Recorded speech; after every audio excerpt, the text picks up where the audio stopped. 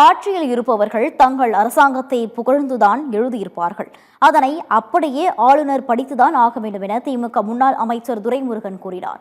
வேலூர் மாவட்டம் காட்பாடியில் செய்தியாளர்களை சந்தித்த அவர், தவிகவின் 1 மாத ஆட்சி சிறப்பாக உள்ளதாக ஆளுநர் கூறியது குறித்த கேள்விக்கு முதலமைச்சர் விஜய் வாழ்க என அரசு எழுதி கொடுத்தால் அதையும் ஆளுநர் வாசித்துதான் தீர வேண்டும் எனவும் தெரிவித்தார். ஆளுநர் உரை என்பது ஆளுநர் எழுதிய கொண்டு அதை படிப்பது அல்லது அவருடைய சரக்கு அல்ல. ஆட்சியில் இருப்பவர்கள் எழுதி கொடுத்து அது ராஜபவனுக்கு போய் திருத்தப்பட்டு அல்லது அப்படியே அங்கீகாரம் பெற்று அதை அப்படியே படிப்பது தான்.